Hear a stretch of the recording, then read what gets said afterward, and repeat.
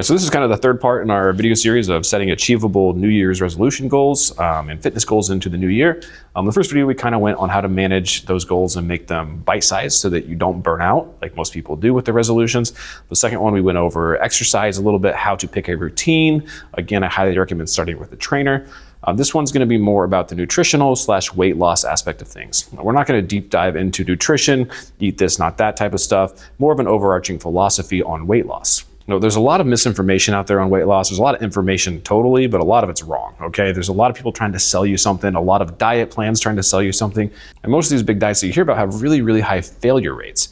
A lot of people will meet their weight goal, so they'll lose weight on the diet, but then they stop the diet and then they gain all the weight back because they didn't make a lifestyle change. So really a lifestyle change is how you maintain weight loss or maintain a goal weight after you've already reached it.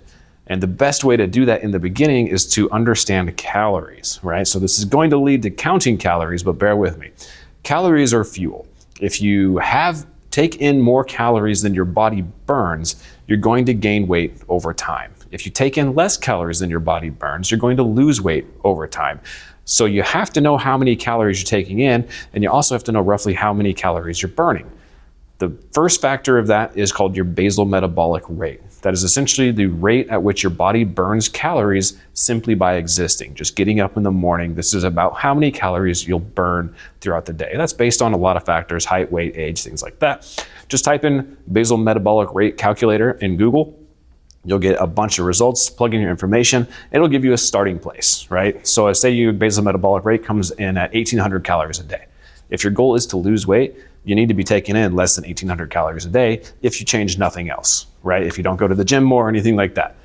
Take in less than 1,800 calories a day, do that for several months consistently, you will lose weight. It's impossible for you to not lose weight doing that, okay? That's just the math, that's how it works. And furthermore, if your goal is to actually gain muscle, then you need to be tracking your protein probably a little bit as well. A great calculation in the beginning is 0.7 to 1 gram of protein per pound of your goal weight. So if you weigh 180 pounds and you're trying to bulk up a little bit to get to 200 pounds, you want to be taking the amount of protein for 200 pounds, not 180 pounds.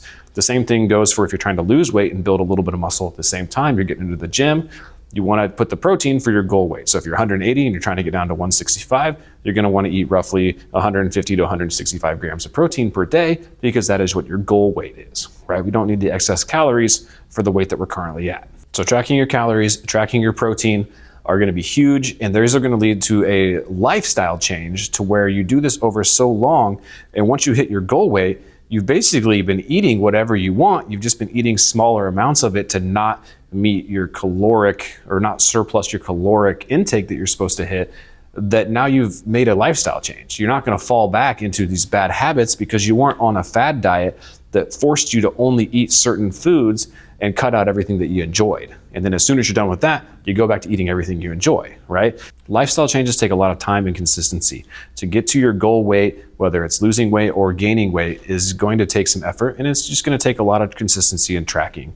So I recommend download something like MyFitnessPal, start plugging your calories in, especially if you're just starting this journey. You need to have some sort of idea of how much you're consuming so you know how much you need to cut back or how much you need to add.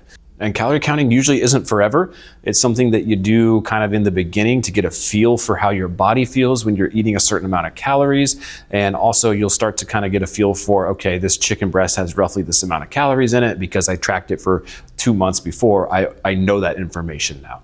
So it's not like you have to use this and plug it in. Some people do plug it in forever, and that's totally fine. They're usually bodybuilders on very specific tracks, but if that's what works for you, if you're analytical like that, go for it. I don't count calories at all. I've been essentially the same weight, 190 plus or minus 5 pounds for the last 18 years, right? And I don't count calories at all. It's just about knowing what your body is and kind of where you're at, and you'll get used to that over time. But start with counting calories, count your protein, figure out your basal metabolic weight, and then set your goal. And then just stay consistent with it. And one last thing about the nutritional stuff is it's very easy to get discouraged if you have a bad day where you eat more than what you should have. And then you're like, we're done. We're washed, right? We did too much on this day. We can't come back from that.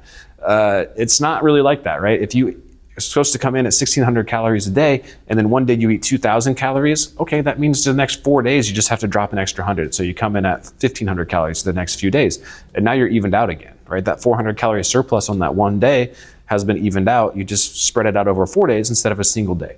So don't set these really crazy, strict guidelines for yourself.